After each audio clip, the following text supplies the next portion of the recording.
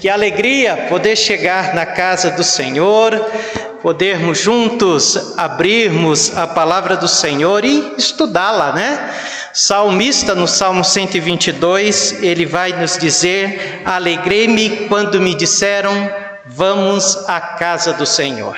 Eu estou alegre hoje, eu estou muito feliz de poder chegar aqui com os irmãos para poder juntos nos alimentarmos da palavra, que é o nosso alimento, né, irmão Laércio? Alimento para a nossa alma, alimento para o nosso espírito e que traz vigor para as nossas vidas, que nos dá força para continuar servindo, adorando este Deus maravilhoso. Bom dia, irmão José Coutinho.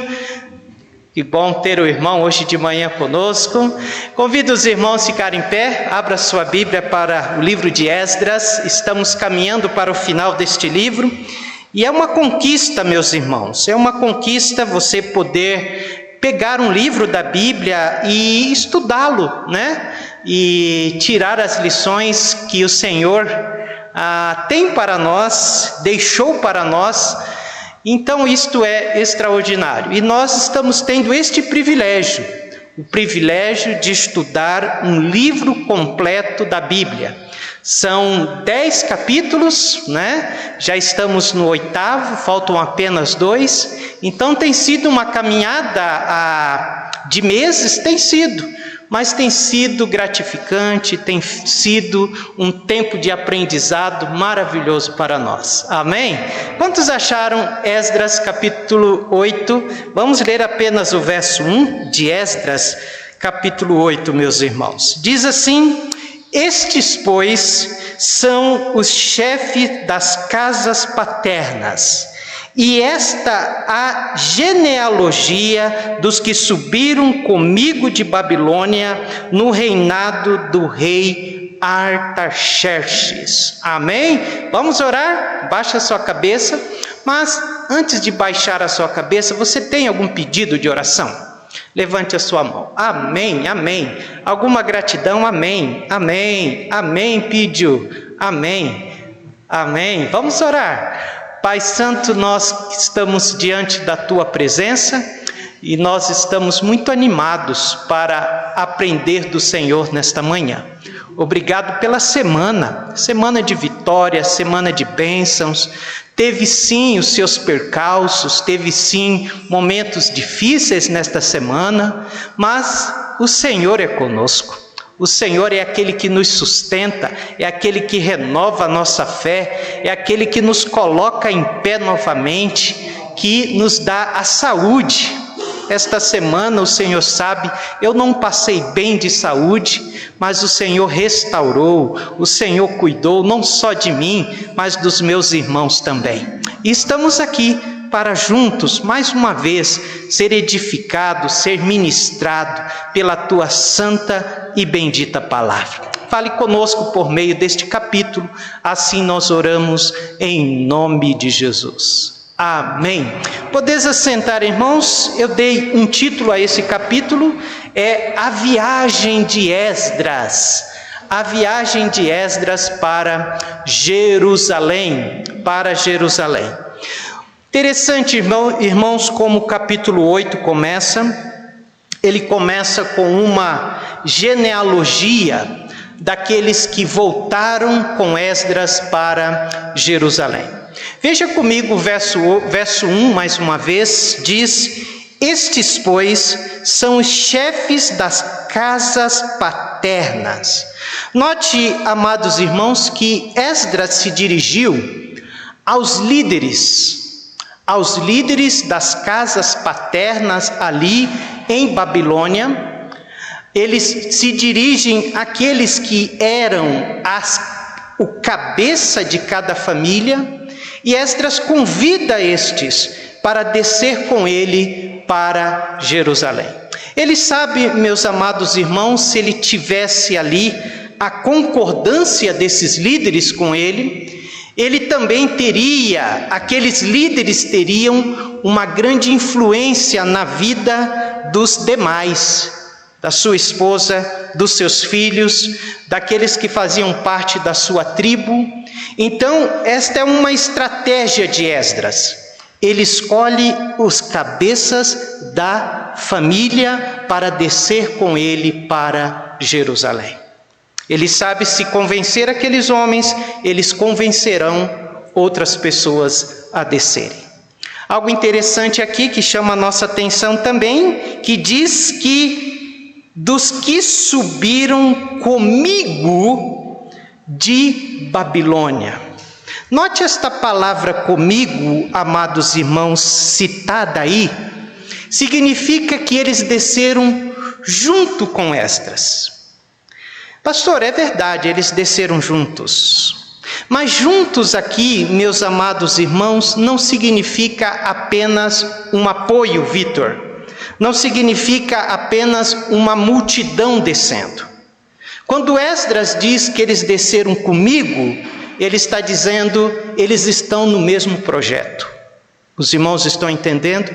Eles estão comigo na mesma visão. Não é apenas, meus amados irmãos, eles não estão apenas acompanhando Esdras, eles estão com Esdras. Aquilo que Deus colocou no coração de Esdras, eles também abraçaram. Eles estão comigo nesta viagem. Amém? Isso não é maravilhoso quando Deus coloca algo no seu coração, né, irmão José Maria?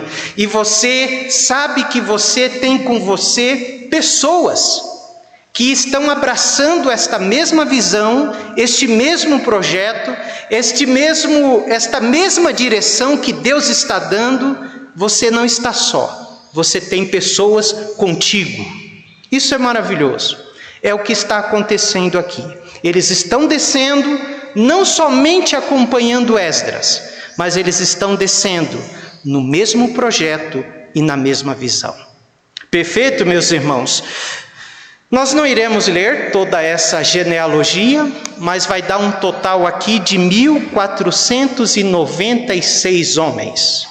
Quase 1.500 homens estão descendo com Esdras. Quando nós falamos homens, nós não podemos deixar de lembrar das famílias. Vamos pensar que cada um desses homens tivesse uma esposa. Aí já vai multiplicar. De 1.500 já vai para quantos? 3.000. Vamos pensar então se cada família tiver um filho. Não é isso? Vamos, cada família aqui tenha um filho.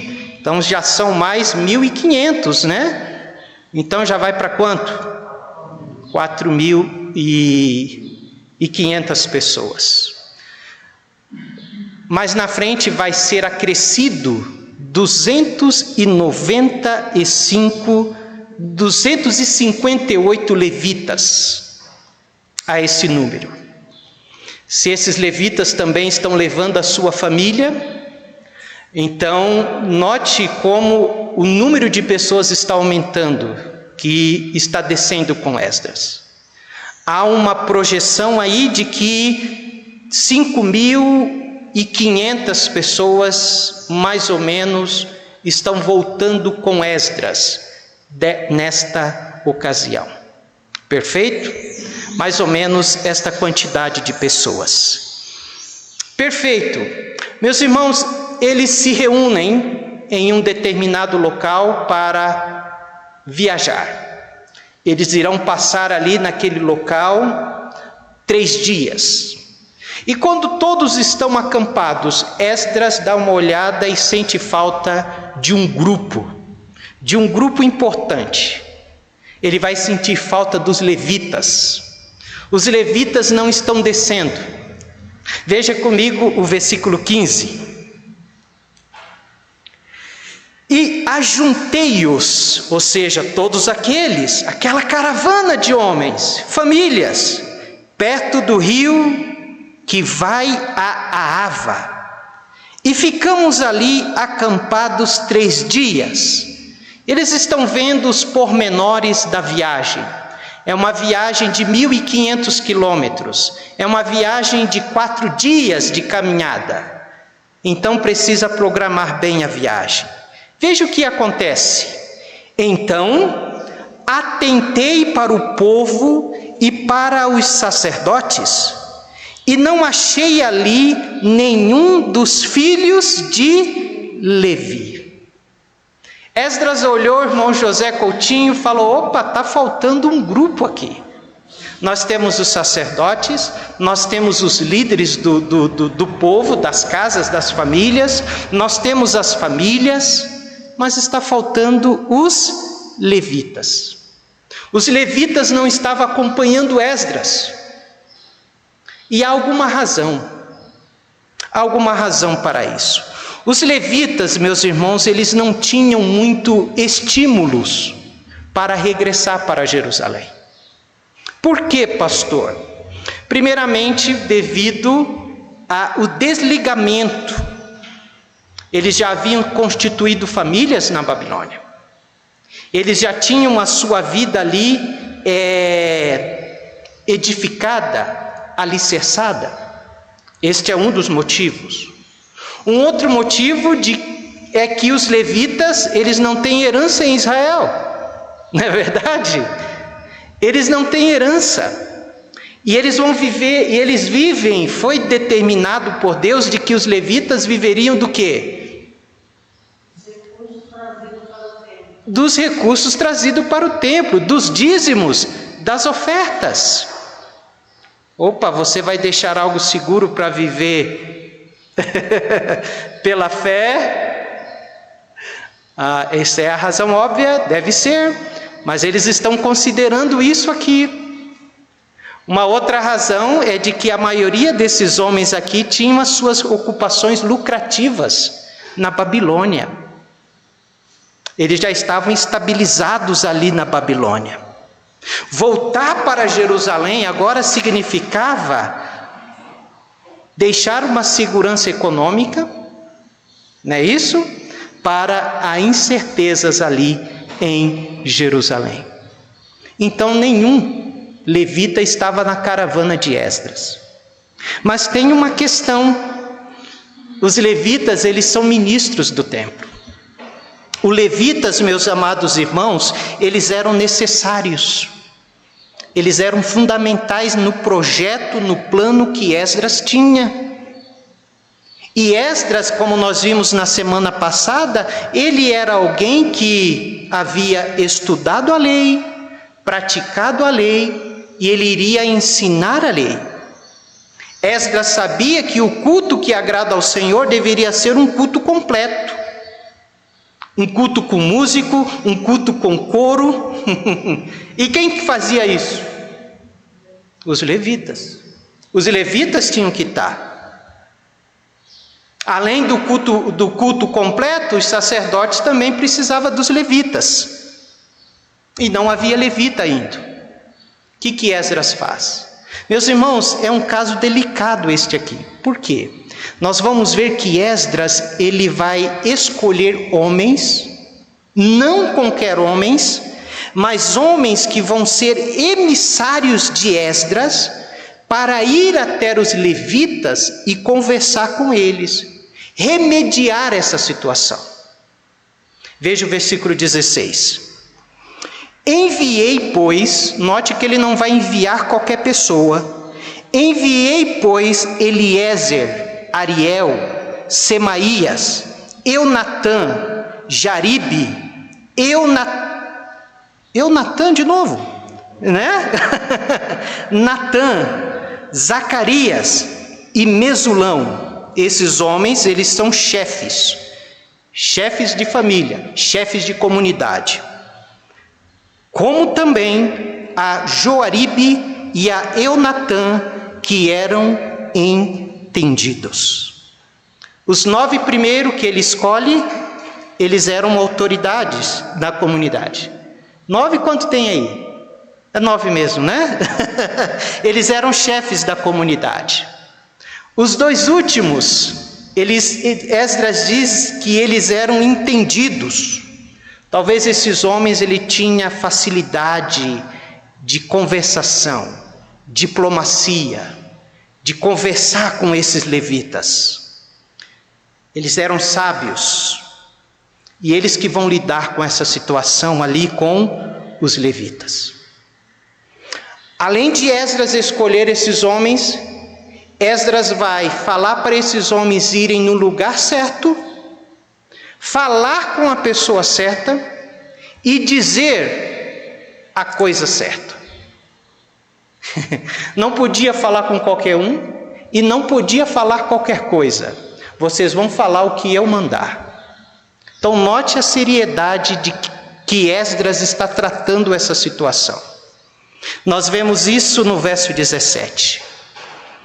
E enviei-os com mandado a Ido. Ido é o homem que eles vão ter que falar. O chefe no local, chamado Cassifia. E falei a eles o que deviam dizer a Ido. Note que ele está dizendo, vocês vão falar o que eu digo.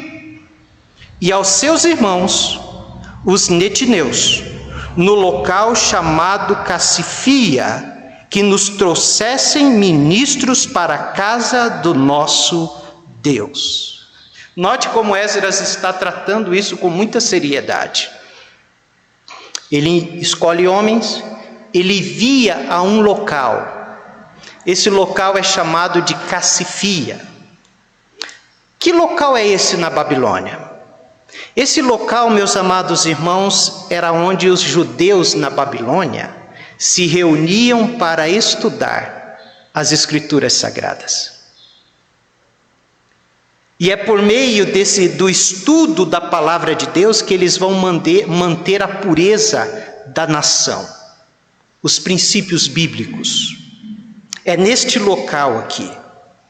Este local mais tarde vai se dar o nome de quê? Sinagoga. A sinagoga era as antigas Cassifia, é onde o povo judeu se reunia para estudar a palavra.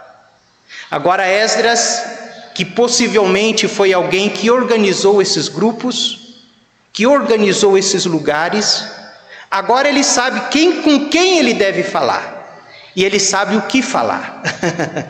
Então Esdras, ele sabe, foi ele que possivelmente organizou esses lugares de reunião, de estudo da palavra de Deus.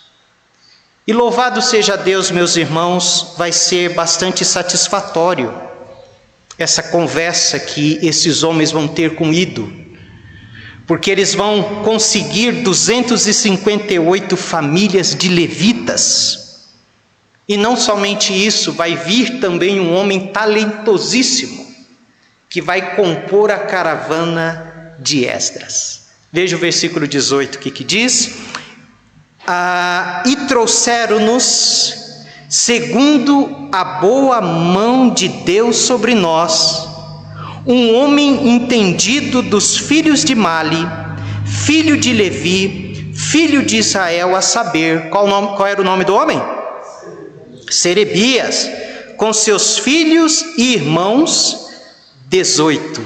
Olha só, então vai começar aqui a numeração dos levitas, né? Nós não iremos ler, mas vai dar um total de 258 levitas, juntamente com a sua família, que vai descer com Esdras. Bonito ainda, neste versículo aqui, nesses versículos, é Esdras, mais uma vez, amados irmãos, reconhecendo que foi a boa mão do Senhor sobre ele. Amém? A boa mão do Senhor está sobre nós. E ele mais uma vez nos abençoou. Convenceu os levitas, trabalhou e fez com que a equipe fosse formada para descer para Jerusalém. Perfeito? O que nós aprendemos aqui, irmãos? Primeiramente, nós aprendemos que há muitos crentes que, devido ao conforto e segurança da vida material, não têm sido fiel ao recrutamento do Senhor. Não é verdade? Muitos crentes estão como esses levitas, que devido ao conforto e segurança material, muitas vezes dizem não ao recrutamento do Senhor. Eu preciso cuidar da minha família, eu preciso cuidar dos meus negócios primeiros, e eu não vou aventurar, sair pela fé, deixar o que eu tenho aqui na Babilônia para ir aventurar em Jerusalém. Eu não tenho segurança nenhuma lá. Mas, meus irmãos, se Deus tem te chamado para um ministério específico, é assim que você deve ir. A Bíblia diz que o justo pela sua fé viverá. Se não todos, mas a maioria dos pastores missionários que estão no campo, no ministério hoje, ele foi chamado no momento de maior crescimento material da sua vida. E aquilo balanceou. Agora que eu estou conseguindo, agora Deus está me chamando, será que eu deixo? Será que eu vou? E louvado seja Deus, muitos têm dito sim ao chamado do Senhor. Pastor, eu queria retificar algo que eu falei logo para a igreja. Pode falar, minha irmã. Porque os gibeonitas são considerados escravos eternamente. Mas esse chamado aqui, chamado Nitineus, eles eram filhos dos servos que serviam o templo. Aí Davi dá uma porção. Eles eram responsáveis de transportar a água e a lenha. Os outros eram baixadores. Mas eles eram responsáveis de transportar a lenha e a água lá do templo, certo? Certo. Aí vem aqui fala sobre Davi pegou esse filho do servo dele e deu para servir lá servir como ministério dos levitas. Certo. Perfeito.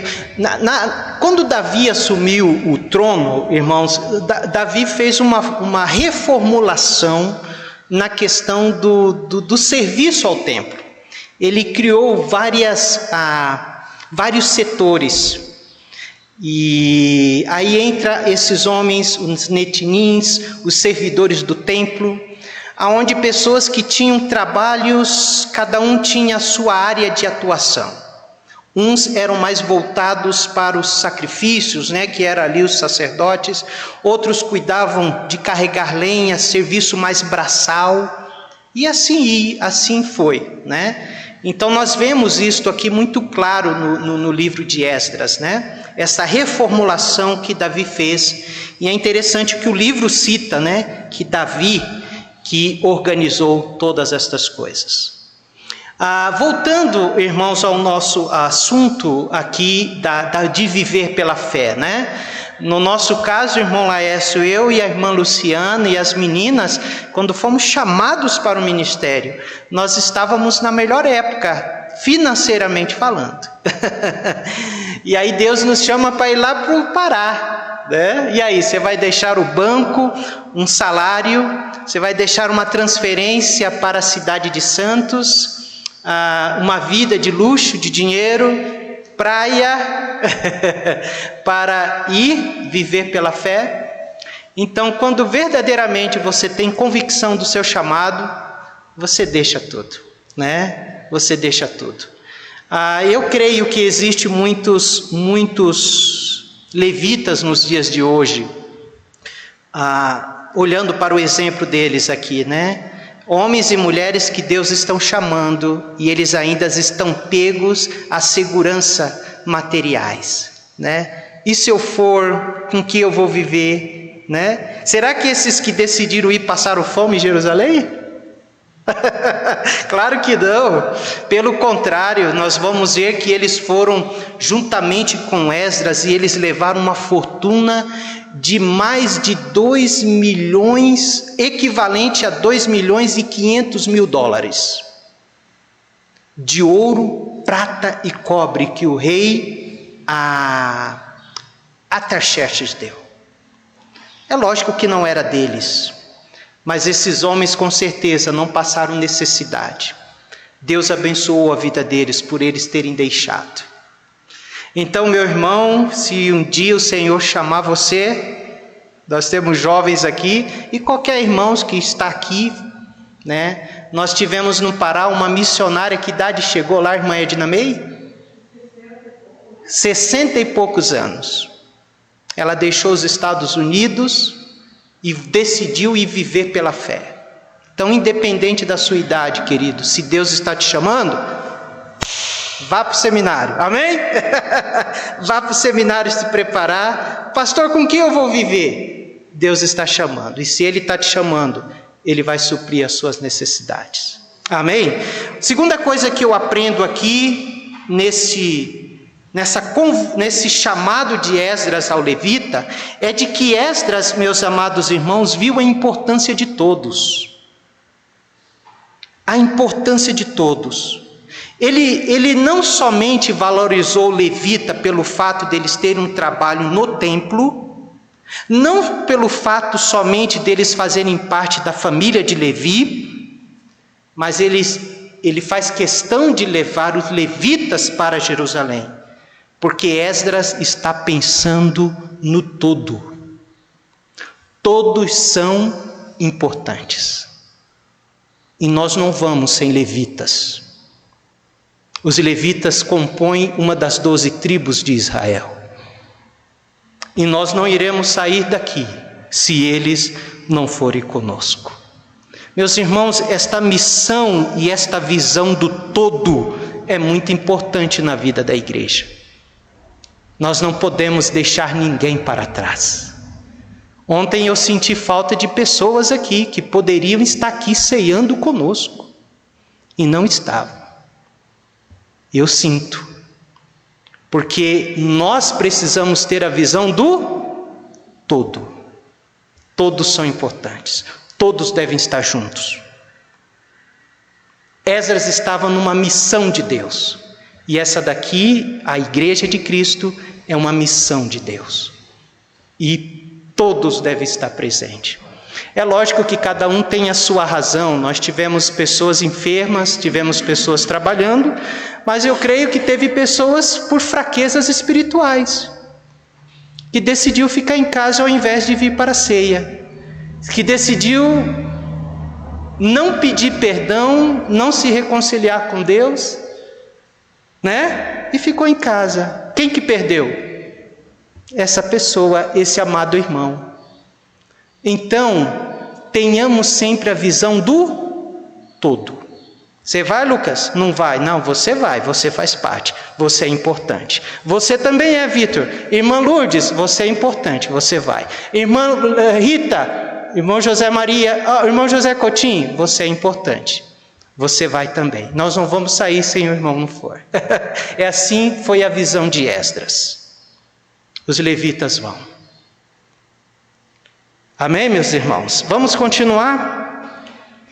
A piedade de Esdras. Versículo 21. Mais uma vez nós vamos ver Esdras sendo um homem piedoso. Então, apregoei ali um jejum junto ao rio Ahava, para nos humilharmos diante da face de nosso Deus, para lhe pedirmos caminho seguro para nós, para os nossos filhos e para todos os nossos bens. Verso 22, olha que interessante esse verso.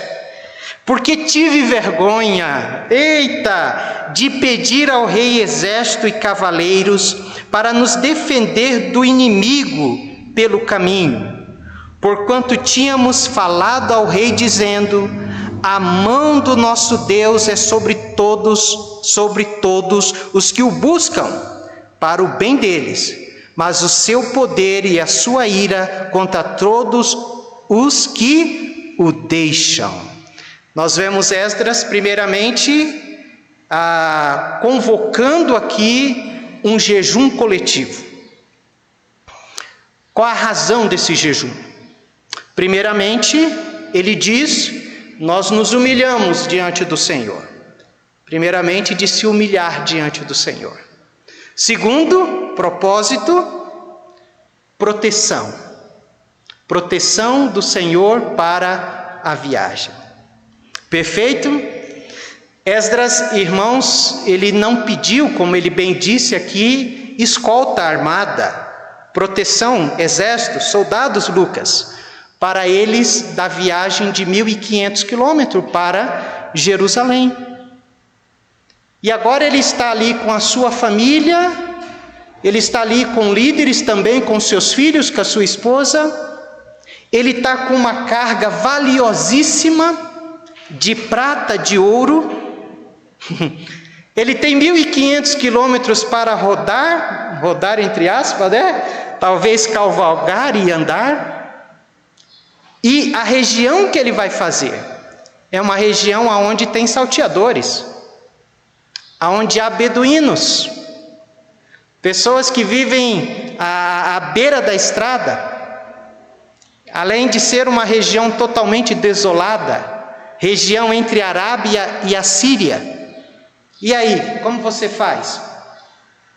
E é interessante que ele vai fazer o seguinte, ele vai dizer o seguinte: eu tive vergonha de pedir. Eu tive vergonha de chegar diante do rei. Porque ele tinha falado de Deus para o rei Artaxerxes de uma forma tão eloquente, né? Tão grandiosa. Ele chegou e disse: olha, rei, o nosso Deus é sobre todos nós, sobre todos aqueles que o temem. Ele vai segurar, mas o nosso Deus é todo aquele que se levanta contra o seu povo. Então Deus vai cuidar de nós. E agora? E agora, meus amados irmãos? E então ele fica com vergonha. Ele já tinha pedido tanta coisa para o rei, e o rei já tinha dado a ele tantas coisas, e então ele fica com vergonha de pedir. Esdras está igual aquele mineiro, sabe do mineiro que achou uma lâmpada? Aí o gênio falou para ele: você tem 3 pedidos. 3 pedidos. Aí faça o seu primeiro pedido. Eu quero queijo. Aí deu queijo para ele. Aí ele ficou pensando, aí anda, você tem mais 2 pedidos. Aí ele diz: mais um queijo. Olha só. Aí o gênio, queijo. Aí por último, falta 1. Aí ele falou: eu quero uma Ferrari. Aí tua Ferrari. Aí o gênio: mas por quê? Por que você deixou para pedir a Ferrari por último? É porque fiquei com vergonha de pedir mais um queijo. Eu fiquei com vergonha de pedir mais um queijo. Assim está Esdras, ele está com vergonha. Ele está acanhado de pedir, meus amados irmãos, ao rei soldados para escoltá-lo. Não tinha nada de errado, porque o rei Artaxerxes, ele estava tão aberto que ele já havia dado e ele estava disposto a ajudar. E os irmãos acham que não era do interesse do rei? Uma vez que você investe dinheiro, você não quer que esse dinheiro seja bem seguro, não é verdade? Ele tinha dado o recurso, obviamente o interesse dele é que esse dinheiro, esse recurso, fosse bem usado. Então, com certeza, o rei Artaxerxes daria para Esdras, meus amados irmãos, o apoio militar, a escolta até Jerusalém. O que nós aprendemos aqui?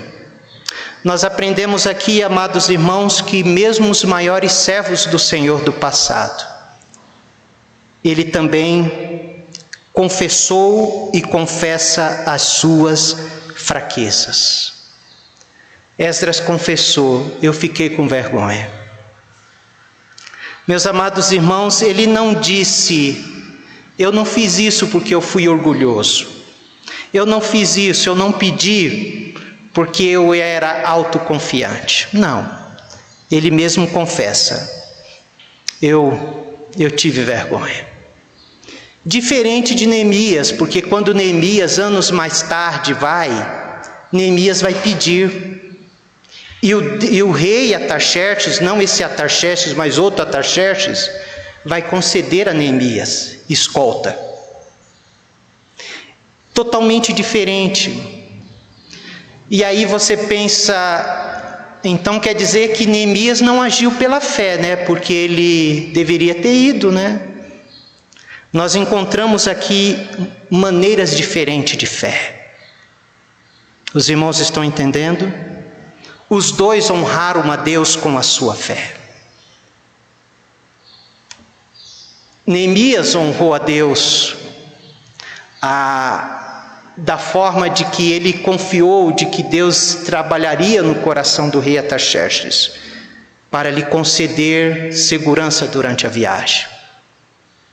E Esdras está honrando a Deus aqui também, uma vez de que ele já havia dito de que o Senhor é aquele que protege.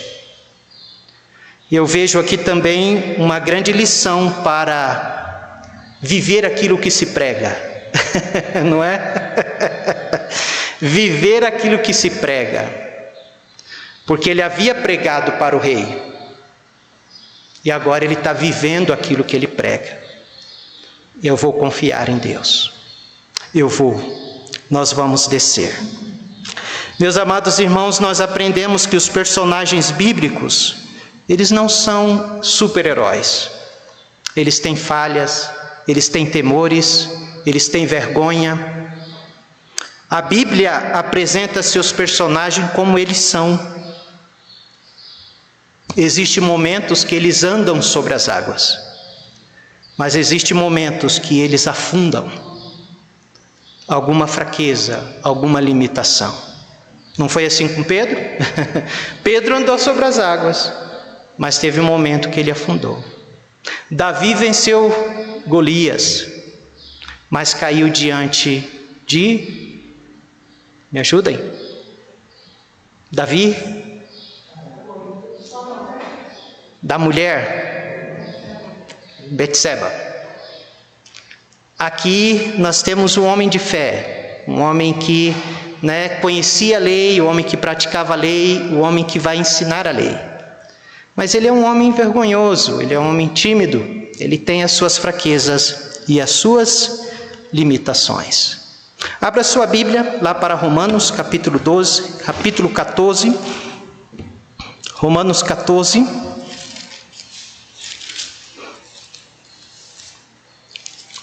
Cinco e 6.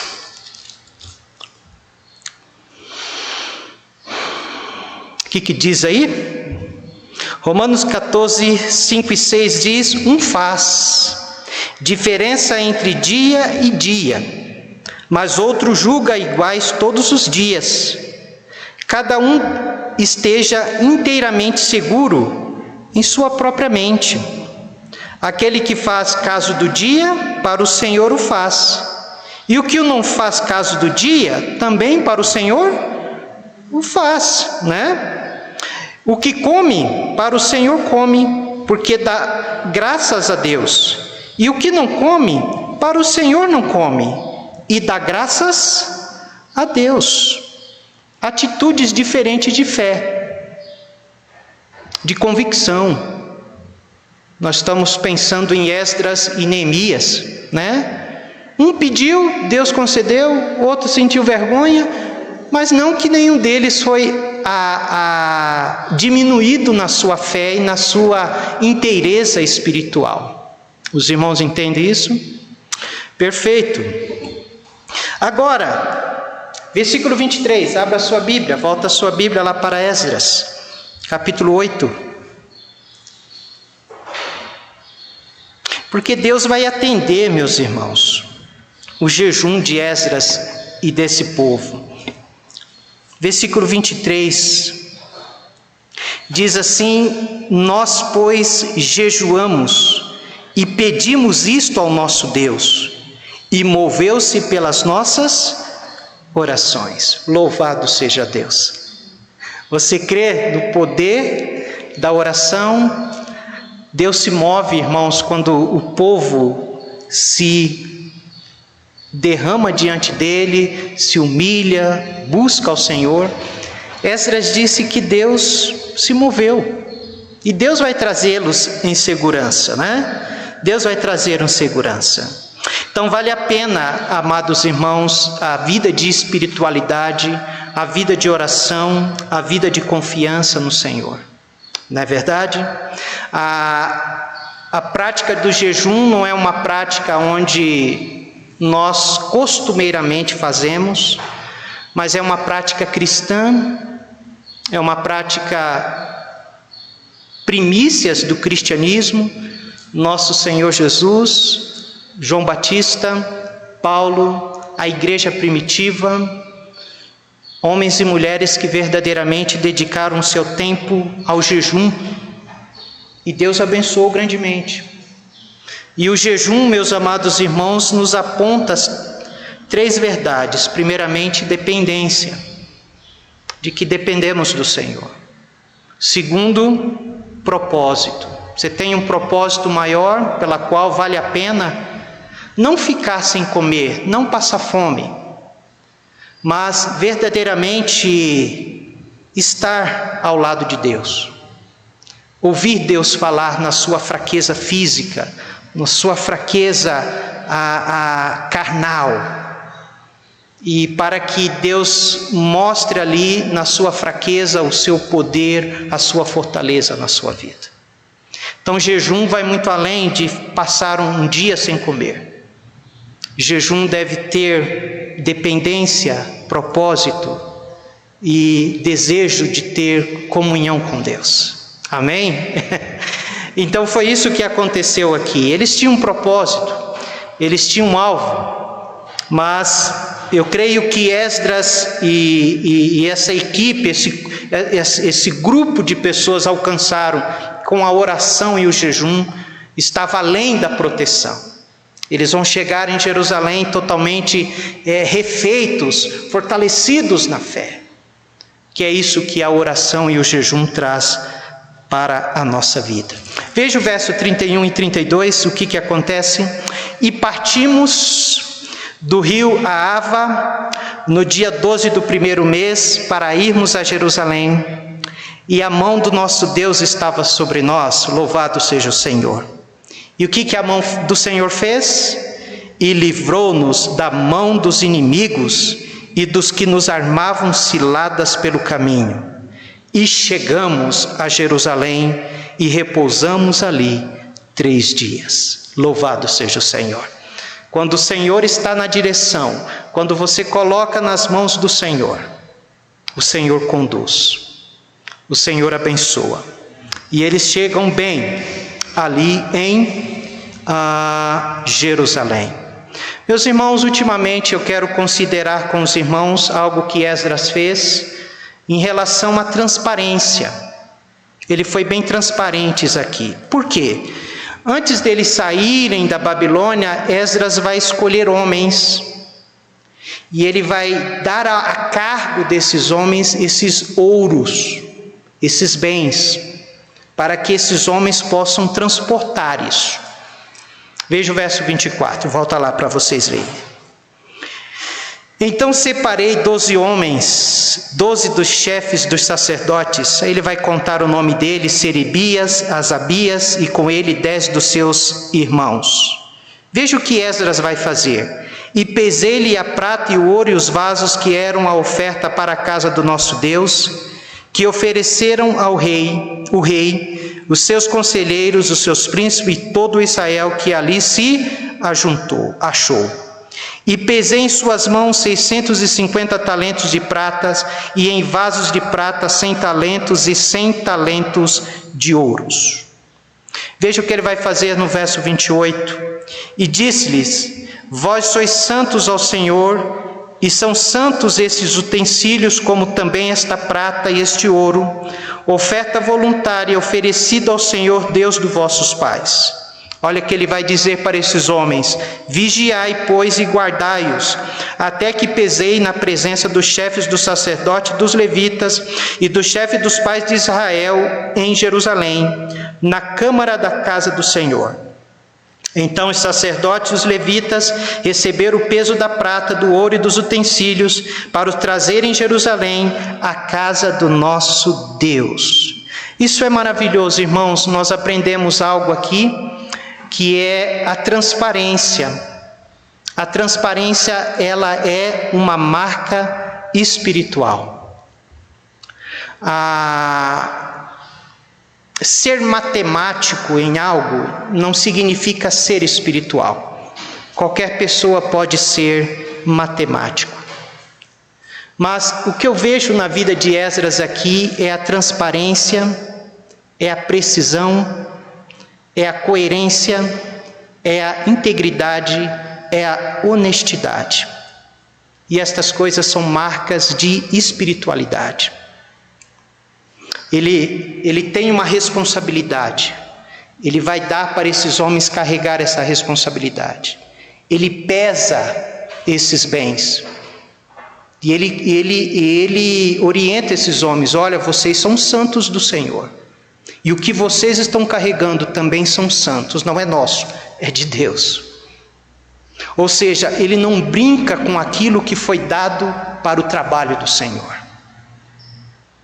E muitas vezes, irmãos, nós podemos correr o risco de trabalhar com recursos, coisas do Senhor de forma não precisa, né? Eu já vi muitos casos de pessoas que não têm cuidado com as coisas de Deus, com os recursos de Deus. Os irmãos estão me entendendo?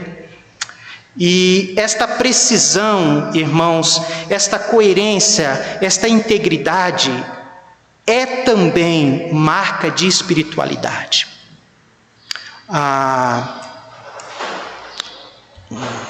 Eu já vi muitos casos de tesoureiros, né, de igrejas, onde não anota e não marca as coisas, e de repente aquele dinheiro sumiu, foi para onde sumiu? Tesoureiros até de departamentos, né? Nós temos as senhoras, os senhores que tinham os seus recursos, e Esdras está tendo cuidado, porque aquilo foi dado para o Senhor. Então, isso é marca de espiritualidade. Quando você vê uma pessoa, não, a gente pode fazer de qualquer jeito. Não. As coisas de Deus, elas precisam ser feitas de forma clara e transparente. Ele registra tudo. E quando chega em Jerusalém, o que vai acontecer? Ele vai chamar esses homens e cada um vai dar conta daquilo que eles trouxeram. Vamos ver lá rapidinho para concluir o capítulo. Versículo 33. E no 4º dia se pesou a prata e o ouro, os utensílios na casa do nosso Deus, olha só, por mão de Meremote, filho do sacerdote Urias, e com Eleazar, filho de Finéias, e com ele Josabade, filho de Jesuá, e os Noadias, filho de Benuí, levitas. Verso 34. Tudo foi contado e pesado, e todo o peso foi o quê? Registrado na mesma ocasião. Note a precisão, o zelo que esse homem tinha com as coisas de Deus. E para concluir, verso 35 e 36, vamos lá? E os exilados que vieram do cativeiro ofereceram holocaustos ao Deus de Israel, 12 novilhos por todo Israel, e 96 carneiros, 77 cordeiros e 12 bodes em sacrifício pelo pecado, tudo em holocausto ao Senhor. Então deram as ordens do rei aos seus sátrapas e aos governadores da além do rio, e estes ajuntaram o povo e a casa de Deus. Que Deus nos abençoe. Eles chegaram bem, Deus cuidou, né? Todos seguros em Jerusalém. Interessante que o capítulo 8 termina ainda falando sobre a unidade do povo de Israel. Mais uma vez eles vão oferecer sacrifício. Eles oferecem quanto? 12. Sempre, meus amados irmãos, a completude das 12 tribos estão presentes. Nós sabemos que ali, do que está ali chegando, corresponde a apenas 2 tribos. As outras 10 tribos de Israel foi levada pela Síria e nunca mais voltaram, eles se dispersaram. Ali está representado a tribo de Judá e de Benjamim só. Mas tudo o que eles vão fazer, eles não fazem 2 sacrifícios, fazem quanto? 12. Devido à completude da nação, do povo. É 12. Quando Deus vai falar no Apocalipse, vai ter lá 12 tronos. Falando dos 12 apóstolos e também falando das 12 tribos. Então, assim é Deus. Deus sempre conduz na reformulação completa do povo de Israel. Ele não deixa ninguém para trás. Se o propósito dele, se o plano dele é os 12, tudo vai cooperar, tudo vai caminhar para que esses 12 sejam lembrados e reverenciados. Que Deus nos abençoe. Irmão José Maria.